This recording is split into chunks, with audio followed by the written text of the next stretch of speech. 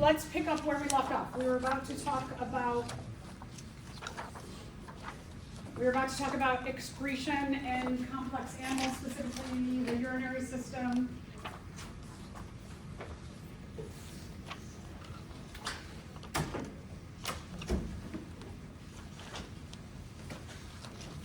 Excretion is so complex, and we're going to get into the structures within the kidney that take care of this complexity.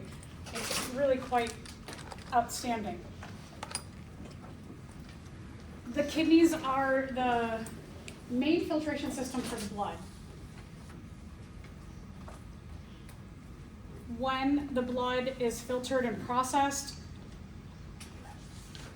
the urine goes through the ureters or ureters, however you want to say them. You have one coming from each kidney, which meet at the urinary bladder and then come out the urethra. So all of these things are going to be filtered in the kidneys, excuse me. And I know we've mentioned all of these early in the lecture as well.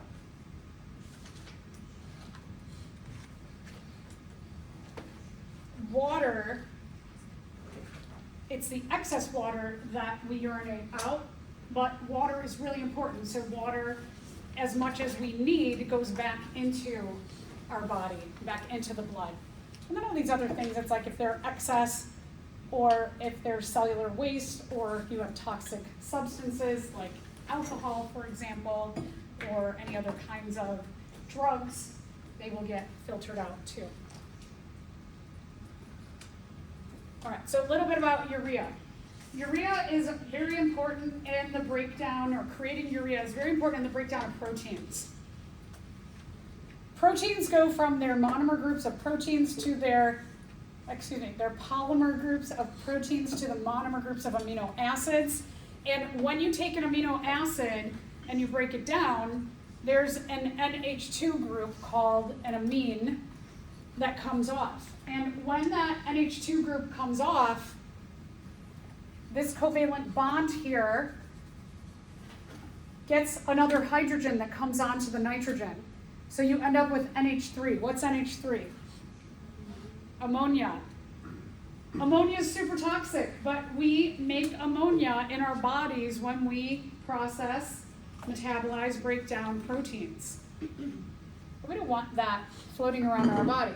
Here's a good thing about ammonia. Ammonia is water soluble. So ammonia will go into the bloodstream as proteins get broken down. The liver, another part of the excretory system, will take the ammonia and it's going to go through a chemical reaction to change it into urea. So it takes something very toxic and makes it something far less toxic.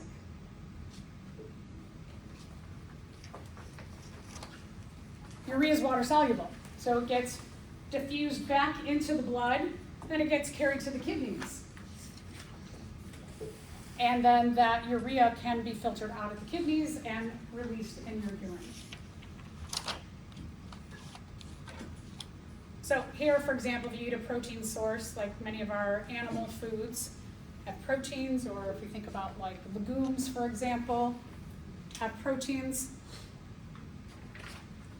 The proteins get broken down into their monomer groups, amino acids. You can see this amine group here. When this gets metabolized, this covalent bond gets a hydrogen and becomes ammonia.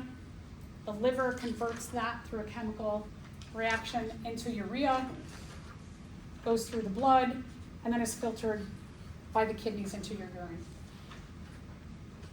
So let's just talk about, again, the pathway to the kidneys. The kidneys produce urine, which travels one on each side. Each kidney has a ureter. The ureters meet at the urinary bladder. And then the urinary bladder, the urine comes out of the urethra. So that seems relatively simple in terms of a system. But again, remember that you have all of the blood through the body is getting filtered through the kidneys. So let's take a look inside the kidneys, because inside of the kidneys you have little systems called nephrons. You have millions of these little nephrons. And they're each one very complicated. Each nephron is an individual filter.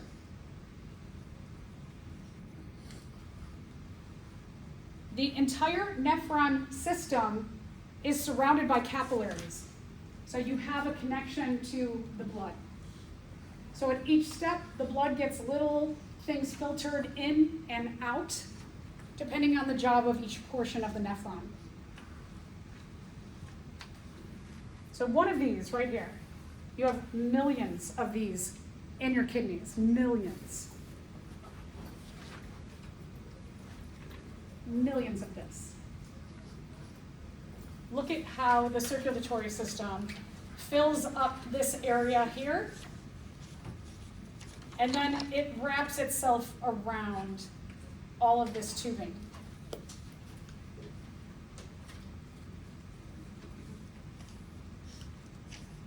You don't need to know each of these steps, but definitely be able to, if I asked you a question, to interpret this illustration.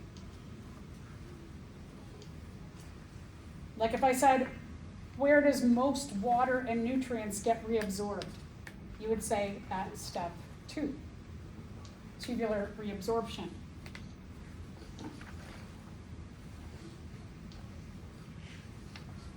Where does urine get most concentrated? Here, step 4.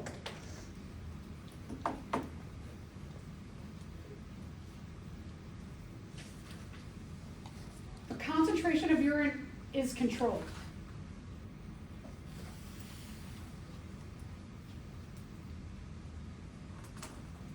So if you have a day and you're just running around and you don't get to drink a lot of water, you may notice that, one, you don't urinate hardly at all that day, and that when you do urinate, you urinate a little bit and it's maybe this color. It's really dark. That's because your body knows there are signals from the filtration of the kidneys monitoring the osmotic concentration of water in your blood. So that if your osmotic concentration is really, really low, that means that you don't have a lot of water in your blood, and that your kidneys are being told through a process from your kidneys to your brain back to your kidneys to absorb as much water back into the blood, and don't pee it out. So we can monitor how much water goes into or out of our blood.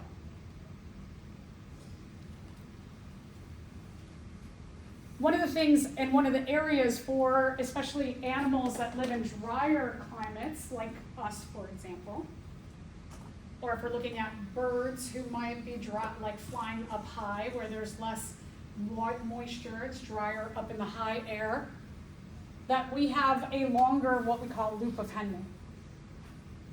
The longer the loop of Henle gives you an idea that this organism, this animal especially, lives in a climate where water might need to be absorbed in greater concentrations back into the body.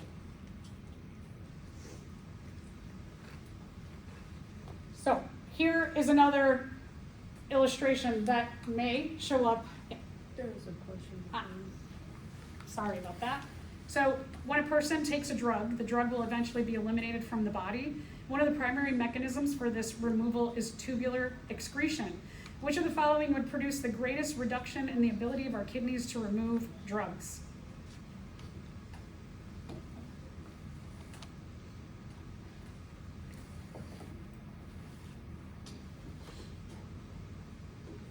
You can find it on here if you take a look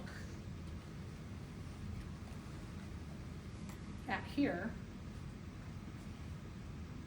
and you're looking for drugs. You go step by step. Okay, I see some here, some drugs. I see some here. So those are the 2 places. So then what is your answer?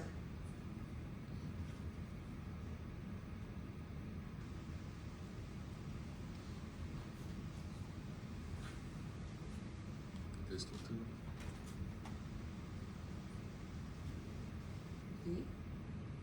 Yeah, so when you have damage to the distal tubule of the nephron, D, you're looking at the distal tubule or the proximal tubule as where there might be damage. So that question could potentially go along with this. Like if I put this on the exam and then I asked a question like that, you'd have to find where would it be important to be healthy and not damaged. So you're looking at your tubular secretions here, and specifically in this question, the only thing that's listed is the distal tubule. I might ask on the nephron, where is the most salt reabsorbed? So I'm looking for salt, salt, salt, salt, salt, salt, salt's here, salt's here. I see 1, 2, 3, 4 arrows of salt. So the loop of Henle would be the answer, or number 5 in this case. Where's the most water absorbed back into the blood? So you got water at every step, right? All these blue ones are water. So now if we're looking between here and here, maybe I would put 1, 2, 3, 4, 5. And you would choose 3. Or I would put 4, 5, 6, 7, 8. And you would choose 7.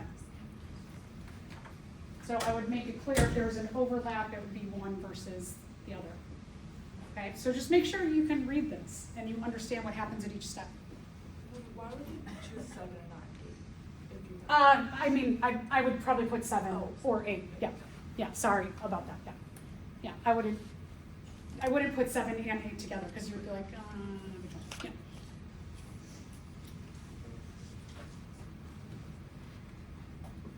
Another important one is when do nutrients get reabsorbed into the blood? And that would be at number 2, the proximal tubule. This is a really important step. Because nutrients are really important, like glucose, for example,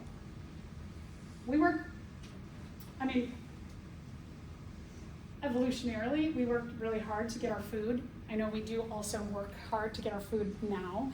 It's a little bit more abundant for some of us, but our food consumption or any kind of nutrients, we don't want to just pee that out. So here at the proximal tubule, it's going to be very important at this first step before going through all this tubage here, is that we absorb back any nutrients into the blood.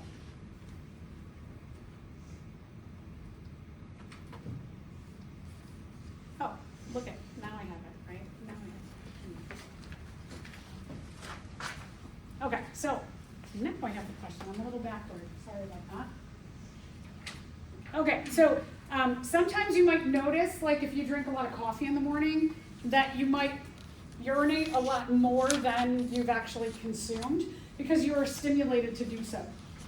These are called diuretics. So coffee, tea, certain drugs, a lot of energy drinks. Sometimes you might be on an antibiotic, for example, and you'll notice that you're just like, it's making you urinate a lot more. You have to be really careful when you have some of these things to make sure you're putting enough water back into your body. How's that regulated? Water is regulated by what's called ADH, or anti-diuretic hormone. You can equate that with anti-urine flow.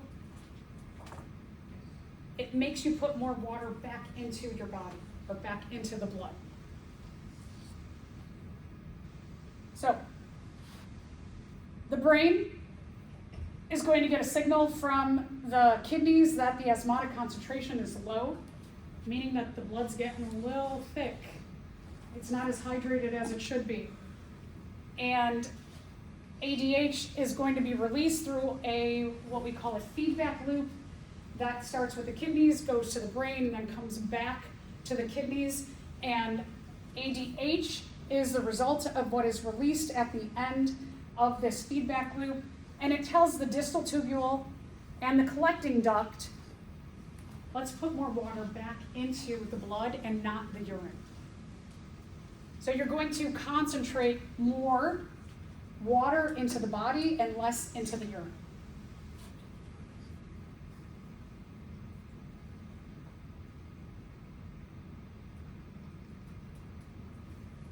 So here again, process, let's say you're really, really hot. It's an extremely hot day, you're doing a lot of activity. Your hypothalamus gets a signal from the kidneys. It tells the pituitary to do something else. The posterior pituitary releases ADH. That goes and it tells the distal tubule and the collecting duct, don't pee out so much water. Put it back into the body. Your urine becomes concentrated. The water in your body becomes more concentrated.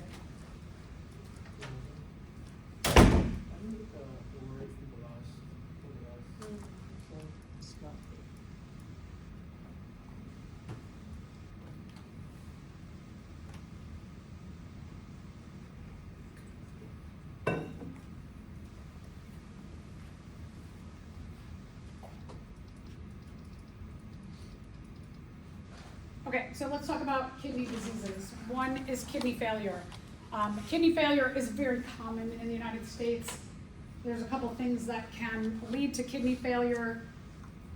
Issues of the heart, diabetes, they can both have an effect on what's called ESRD or end-stage renal disease.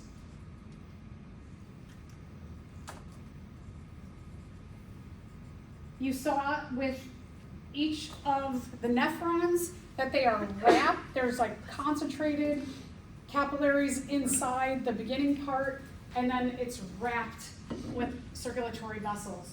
So when you have damage to your circulatory vessels, your kidneys do not filter so well. So treatments, hemodialysis. Hemo means blood, dialysis means filtering. Because your kidneys cannot efficiently do the filtering of your blood, you have to get hooked up to a machine. So I know I've mentioned this, that if you like drive down, especially like LaGrange Road, if you're going south on LaGrange Road, you look into a strip mall, most strip malls, they're going to have a dialysis center. They're everywhere these days. A lot of people suffer from it. Those people who are on dialysis are typically also on kidney transplant lists. They're hoping to get a match so that they can get one kidney replaced. You know, when you were talking about the heart, for like transplants, it's like having the same blood isn't enough. There has to everything has to match perfectly for this heart transplant. Does that fit the same for kidney transplant? It's not just blood, it is the actual organ themselves. There are MHCs or major histocompatibility complexes that have to match. So it's not super simple. Blood is actually like very easy. Organs are a lot more complex. Kidneys are a little bit less complex than hearts, but they're still more complex than blood matching. Yeah. So say if like an organ didn't match the person who just got a transplant, would they take it out and then hope for somebody else to get a match? Well, they would be like very careful of who they put an organ into. Yeah, so like even if you were having ESRD and I was like, you can have one of my kidneys, it's not that easy. Like I can be willing to give you a kidney, but even though you need a kidney, they have to match very closely. Otherwise your body's immune system will attack that thing that you need. So it's kind of wild, right? Like somebody might be willing to give you a kidney, but if it doesn't match so well, your body will attack it. Yeah. So that's why some people are on the list for a long time. So let's take a look at hemodialysis. This is one of the machines that you would get hooked up to. People have to do dialysis between, I think it's about three times a week for 4 to 6 hours per time. That's a big commitment, right? If you imagine you had to go to a store and sit down in that store and get hooked up to a machine and sit there for 6 hours. I mean, the good thing is, like, as a student, you might be able to study, but you have to also make space for that in your life and getting there, getting back. It's not just like, let's say 6 hours, it's kind of almost like maybe 7 or 8 hours, 3 times a week.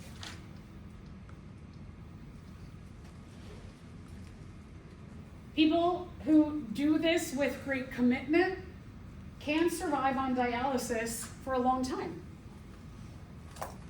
But it's not like you could just be like, I don't feel like going, or, you know, like your friends having a get together, you can't be like, I'll do it tomorrow. You gotta do it.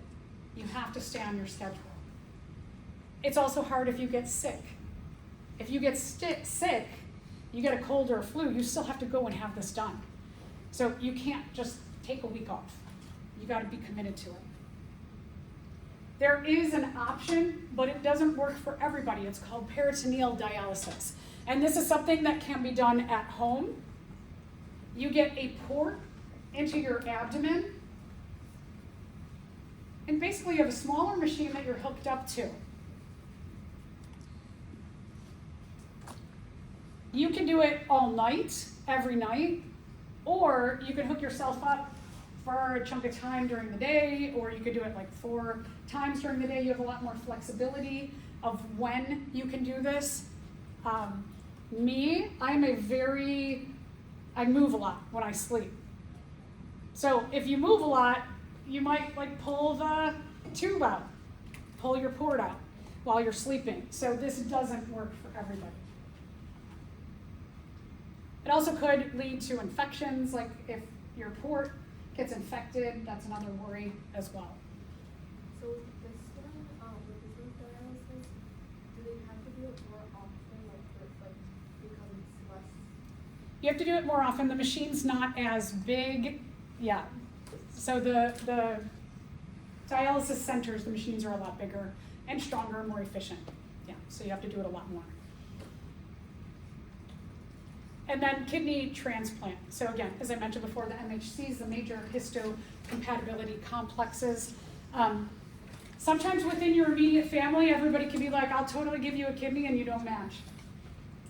So in some cases it's very easy, in some cases it's not. And they're not exactly sure why. But survival rate's really good. So if you get a kidney transplant and you are healthy and you take care of yourself, you can live a long time with a new kidney. Oh, that's it. Okay, so let's talk respiration now.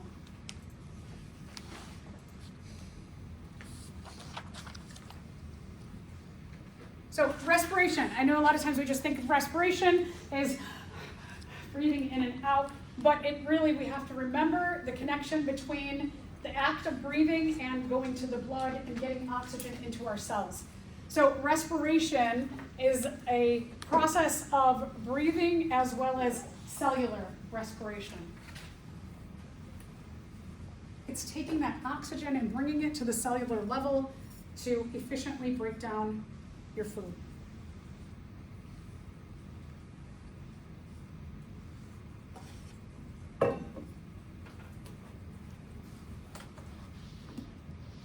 Cellular respiration happens within each of your cells within the mitochondria.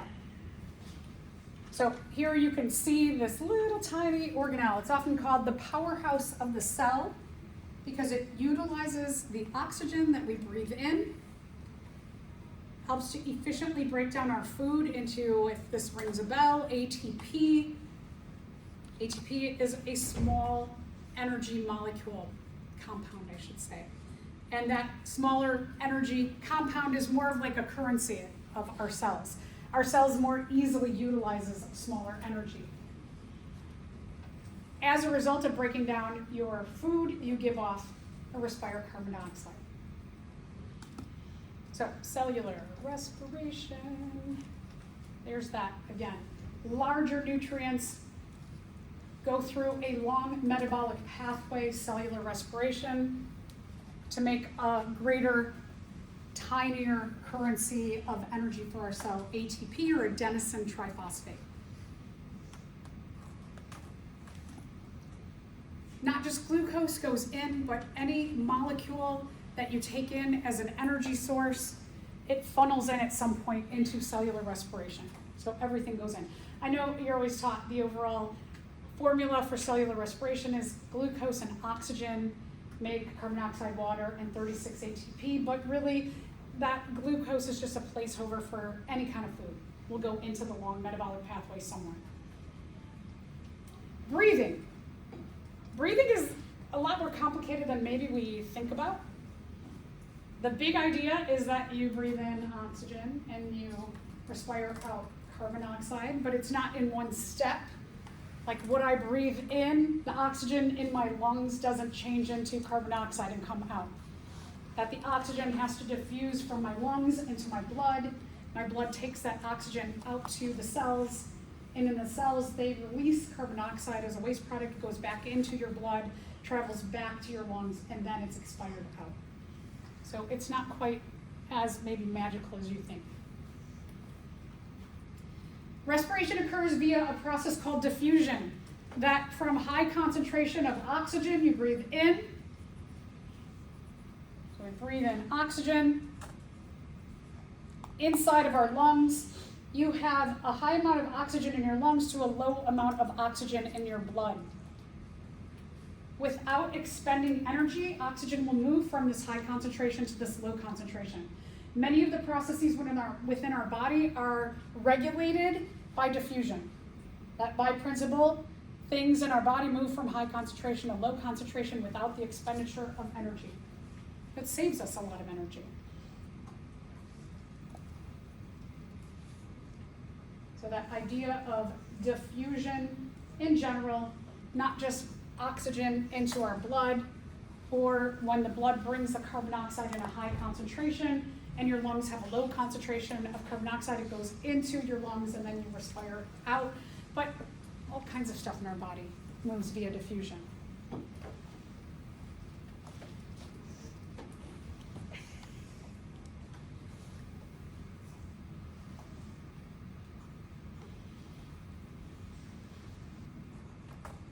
This principle just saves us a lot of energy in general. So it's really great that this principle of diffusion helps to save us a lot of energy.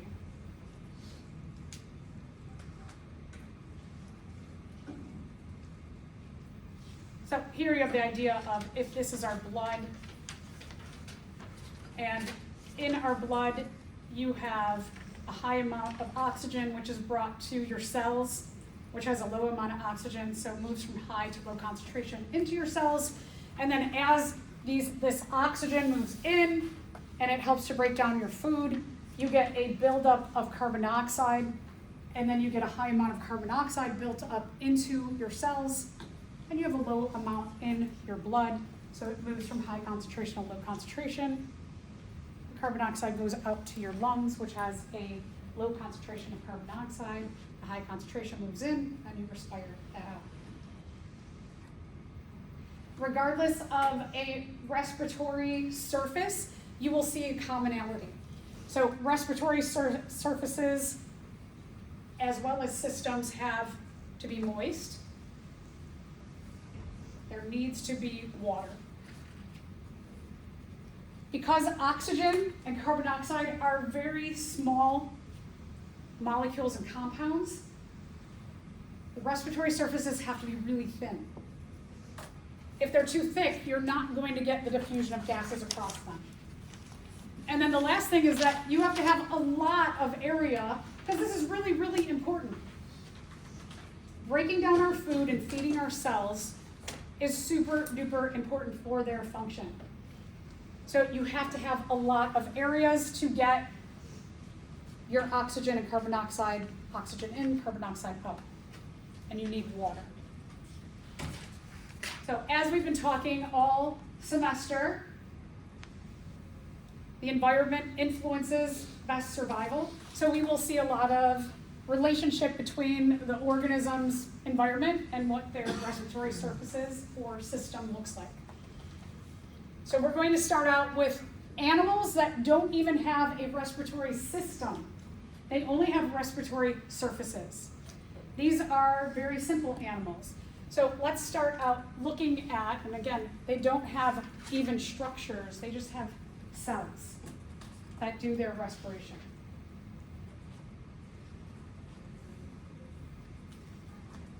Even though they look maybe kind of small when you saw them, they actually have very large surface area for respiration to occur. So let's start out with this flatworm. This worm is actually like flat like a piece of paper, so they're not very thick. But they're pretty wide and long, and you can see maybe a little bit of frilliness to them to give them more surface area. Being flat allows every cell in their body to be in contact with the surface, which would allow for the surface, the intake of oxygen and the release of carbon dioxide. So every cell undergoing cellular respiration can obtain oxygen from the environment and let go of carbon dioxide. So being thin is a very good thing. They live in water, so you don't see that they're living also in water. Okay, jellyfish. Jellyfish are very thick in the bell part, and then they have all these tentacles. Their cells have evolved different needs for cellular respiration. So if you are way, way deep into this gelatinous area, you don't have as high of a need for oxygen as something on the surface. The surface cells are going to be doing a lot of contract and relax so that that animal, your surface cells, can move. Also, all of these tentacles are important for grabbing onto other creatures, for hunting. So they need a high amount of energy as well.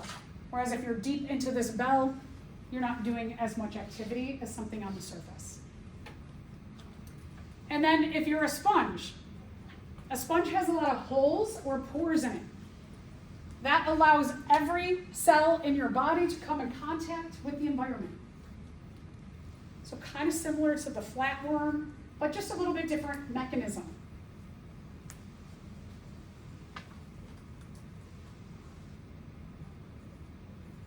So pretty clever natural selection of your cells and the design of your body. So these are all animals that do not have respiratory structures. They just have cells. So now let's take a look at respiratory systems. When we're looking at a respiratory system, again, close interaction like every system that we've gone through in this unit, close interaction with the circulatory system. So let's start out with fish. Fish have gills, they live underwater. So instead of having lungs like us, they use these gills on the sides of their head. If you take a look at this top picture, you can see layers of these gills. It's not just one gill, but there's many layers to the gills. So that allows for greater surface area. You also can see folding. If we take a closer look at the gills, you can see all of these areas all of these little branches give more surface area.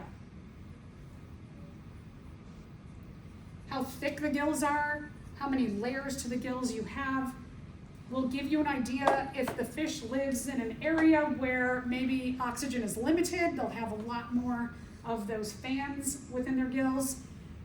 Also, like a shark, for example, who swims a lot, they're going to have a lot of folding and a lot of these layers. All right, why do you suppose the gills are red? Are they injured? Do they turn red in the presence of carbon dioxide? They're closely associated with blood. Does that sound good? They're closely associated with lungs. Do fish have lungs? No, okay. So C, that you see the gills as red because they are closely associated with the blood. All of these parts of the gills, the fans, are filled with tiny blood vessels, the capillaries.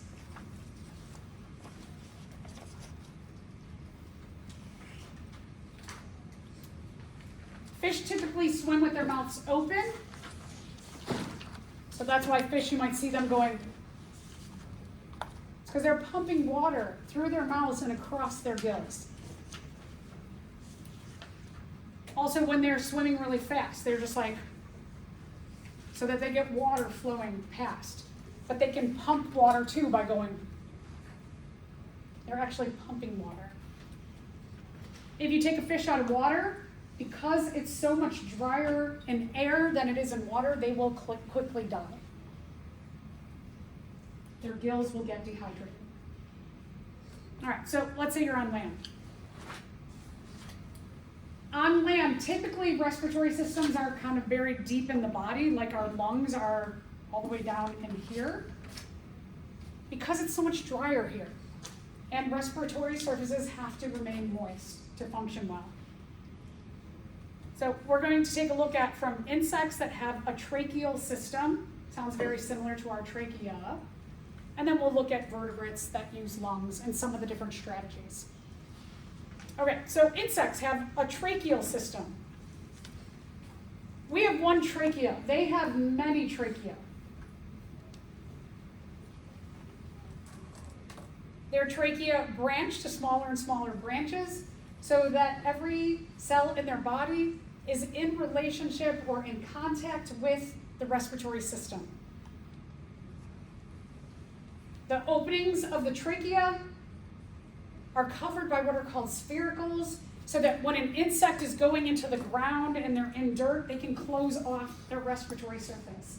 They can close off the sphericals and not get dirt into where they breathe.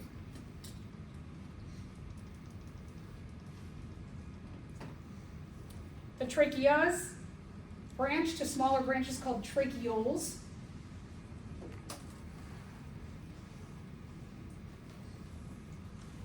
If you've ever seen an insect and it looks like it's doing push-ups, it's not doing push-ups, it's actually pumping air into its body.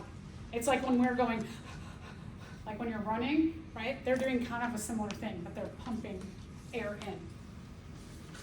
So this is what a tracheal system looks like. One thing to notice is that at the mouth area, they do not have a trachea. That the trachea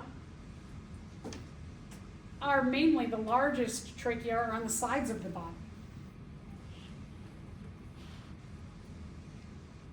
All right, so if you are vertebrate, you have lungs, except for fish who have gills, which we talked about.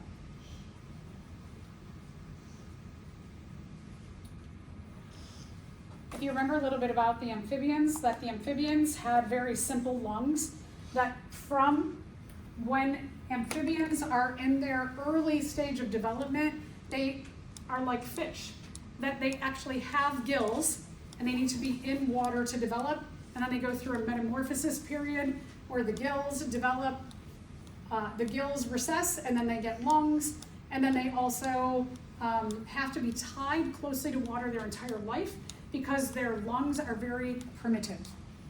They're not very advanced. The amphibians use their skin for an additional respiratory surface.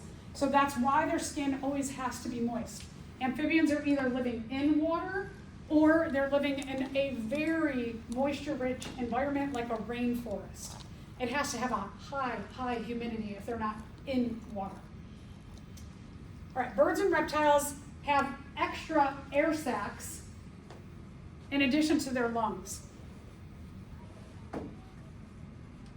When we take a look at birds, which we'll specifically take a look at, there's kind of two big reasons that they have a number of different features added to their lungs and also to have these additional air sacs. One is that you go higher up into the atmosphere, it gets drier and drier and drier. So they live in a much drier environment. The other thing is that if you had to fly all the time, that takes a lot of energy. So you're breathing really, really fast also. So when you take a look, the other thing too is that their lungs are more spongy. remember the sponge that you saw earlier with all the pores in it? Their lungs have a lot of pores to create more holes and surface area to have more contact with the air. So at the bottom of the page, you can see not only do they have a lung, but they've got these extra air sacs. And then if you look at their lungs close up, you can see that their lungs look like sponges, where there are holes, and the holes have holes. So it increases the surface area for breathing. All right, so humans, let's talk about us. We have lungs. Again, look at how much space our lungs take up in the upper portion of our body. So let's talk about air conduction. Air starts in the mouth and nose, travels to the back of the throat, which is the pharynx, goes past your voice box, which is the larynx, down your trachea, that's the tube in the front of your neck. Branches, because you have two sides to your lungs, into two bronchi. And then inside of your lungs, branches into smaller branches called bronchioles, and ends, the bronchioles end at millions of little tiny air sacs called alveoli. So you can see again, branching, branching, branching, branching.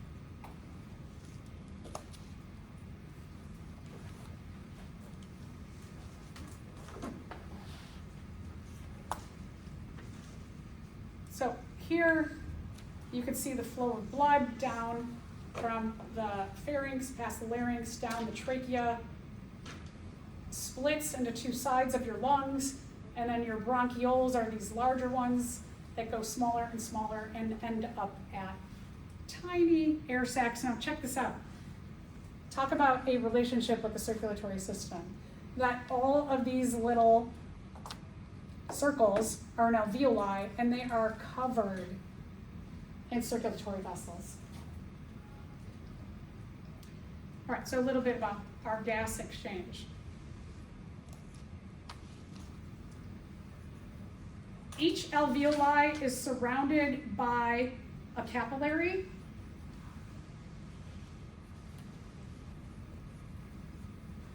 Allows for the direct interaction between air and each of those alveoli, the air sac, where carbon dioxide can come out and then oxygen can come in. And remember, we're talking about process of diffusion, high concentration carbon dioxide being released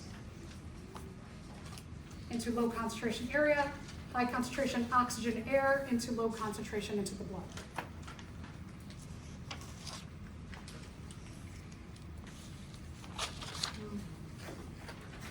Okay, so I want you to take a look at the illustrations on the next page, and they go along with the question. So if you look at the illustrations below, which of the following transport mechanisms in the blood is shared by both carbon dioxide and oxygen? All right, so first picture, I can see here oxygen, right? It's on a red blood cell, and also there's hemoglobin on the red blood cell. Let's go to the next picture.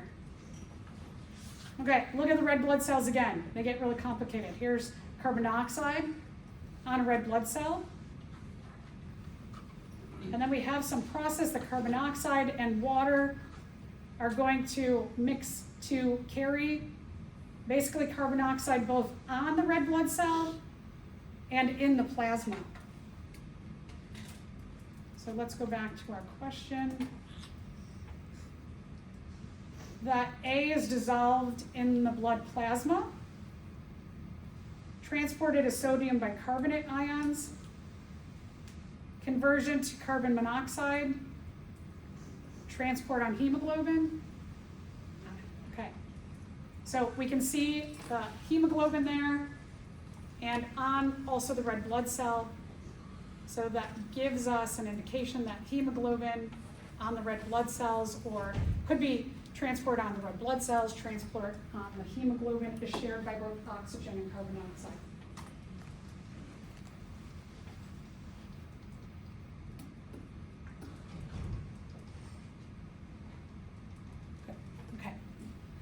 let's talk a little bit about some factors that affect us and our lungs. So one is carbon monoxide.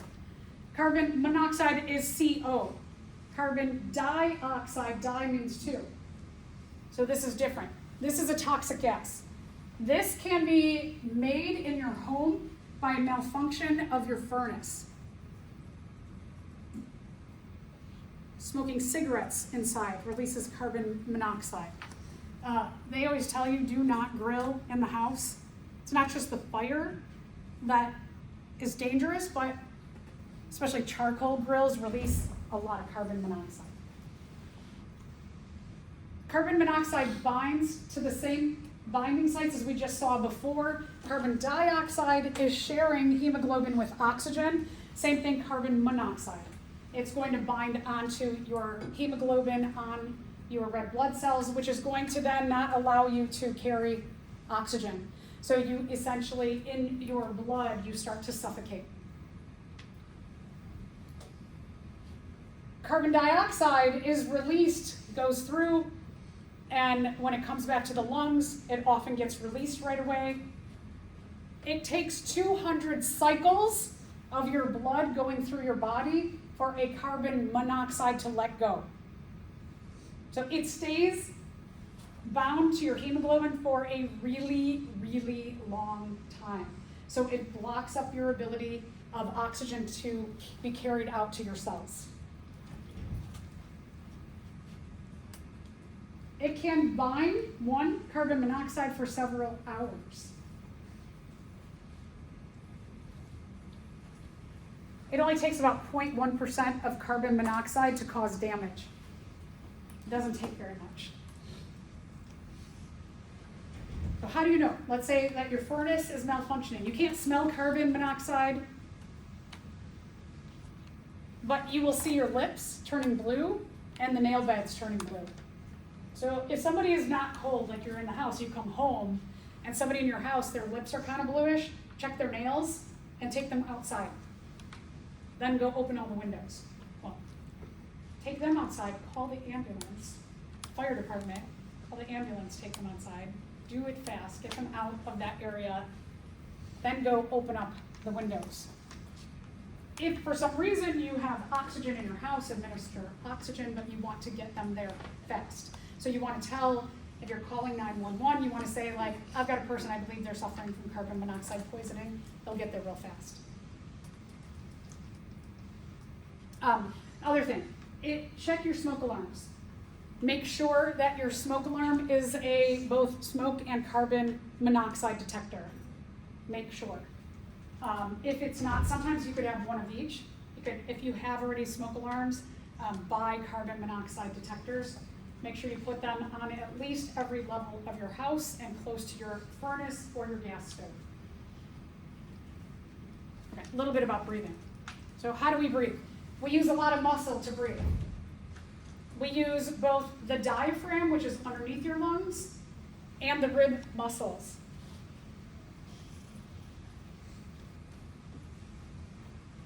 So think about the act of breathing, that when you're taking a big breath, you are actively doing so. If you take your hands and you put them on the side of your body, you can feel your rib cage expand. When you go like that, you feel your ribs come out. Also, your diaphragm pulls down. So what these muscles are doing is expanding this area of your body to pull in oxygen. When you breathe out, your diaphragm and your ribs relax. When your diaphragm and your ribs relax, it is a passive movement. The ribs are squishing on the lungs. The diaphragm is pushing on the lungs. So they are in their relaxation state, pushing out gases from your lungs. They're making your alveoli sacs smaller. You can see a big difference in when you are fully breathing in as opposed to when you completely breathe out. What happens if food or drink gets stuck in your trachea where it doesn't belong? you can perform what's called the Heimlich maneuver. So remember that. You have two tubes in your neck. You've got the trachea, and behind it you've got the esophagus. And when you eat or drink, you have the epiglottis, which covers up your trachea, so that food and drink go down your esophagus. Now, if, let's say that you're just like really hungry and you're eating steak, and a piece of steak, you don't cut it so small because you're so hungry, and you're like, literally like inhale your food. That's why people say when they're eating fast, they're inhaling their food because it might like go into your trachea. That if you eat your food too fast and a piece of steak gets in before your epiglottis closes, it can get into your trachea and block that up. That can cause you to not be able to breathe. So, what do you do if that happens? You eat so fast and food gets lodged into your trachea. That guy looks very serious, which he should. You want to take your fist, take your thumb, put your thumb up and face it outward. Then you want to put it just above your belly button. And then you want to, if you're doing it to someone else, you want to thrust upward as hard as you can. So you're almost like lifting them up like this. What that's going to do is going to push on your diaphragm and force air to come out of your lungs and have air force that piece of food out. If you're alone and you are choking, you want to basically jam yourself onto the edge of something where your diaphragm would be. So you just want to start like jamming your belly against something so that it forces that out. So good tips to know. All right, let's talk about smoking. Yes. I skipped a slide, yeah? That one. Thank you. I'm so fast.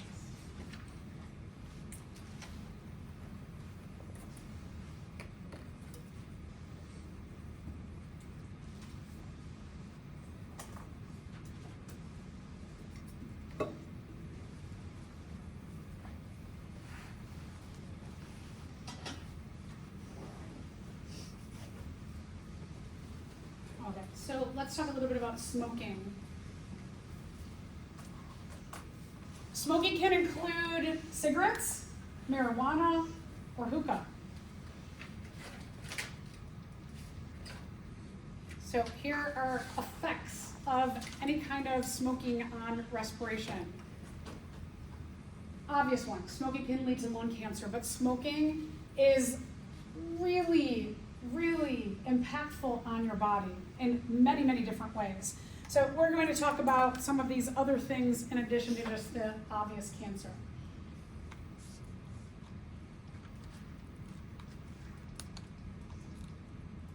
Okay, so one, you have cilia in your throat. Remember that cilia are part of your innate immune response that you have internally. They're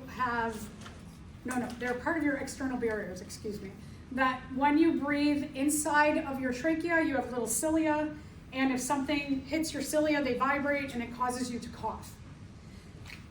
The toxins in cigarette smoke will paralyze your cilia, so that if during cold and flu season your cilia are paralyzed and you have viruses that you're breathing in, instead of when a virus hits your cilia in your trachea and vibrates, it causes you to cough it out, it just falls down into your lungs. So you have an easier time getting sick. You have an easier time of particles and smoke. If it's smoky in the air, I know like the last couple of years we had smoke coming down from Canada, right, in the summertime. That smoke particles, sometimes it'll cause you to cough. You don't have that ability. And just the act of smoking will release some things into your lungs as well. Cigarette smoke has over 200 different kinds of toxic substances, of which we at least know a dozen are carcinogens, and there's probably a lot more that we don't know about.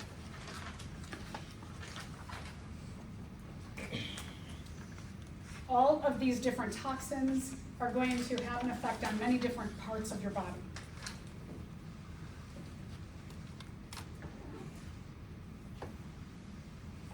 The toxins have a negative effect on your immune system, that it will cause your white blood cells to ignore particles that they should be gobbling up. So your phagocytes, for example, your big eaters, they just might be too tired.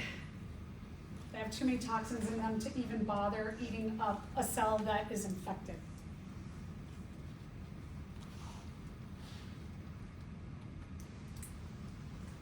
Also, you will produce more mucus because the cells in your throat and in your lungs will be drier, they'll become more brittle.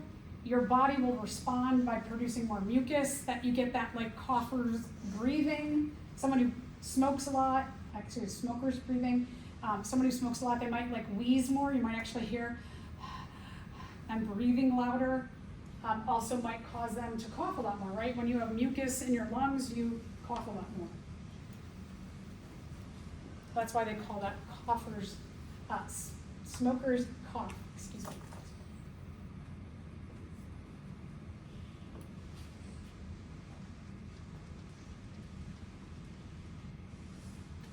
Particles from the smoke itself, instead of your cilia kicking those particles out, will drop down into your lungs. People who smoke a lot, their lungs are not pink anymore, they will get black particles in there.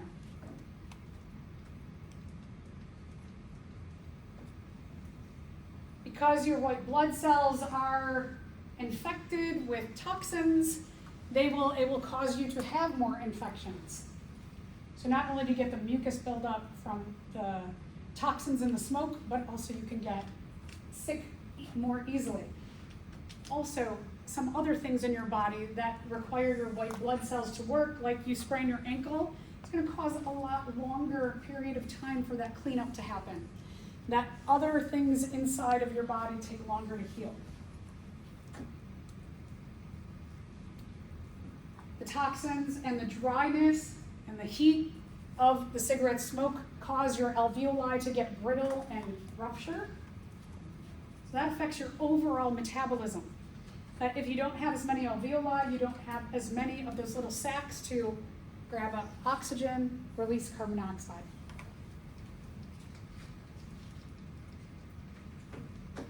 Carbon monoxide is found in cigarette smoke, or in smoke, I should say, in general.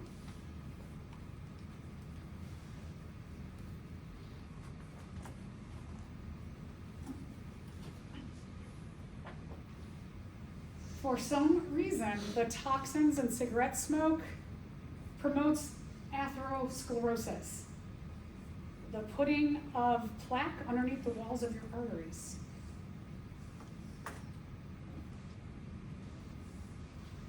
Smokers, check this out, are 70% more likely to die of heart disease than if they didn't smoke.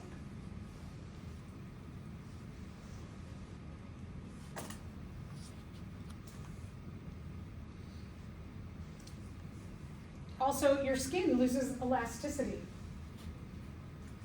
get more wrinkly at a younger age.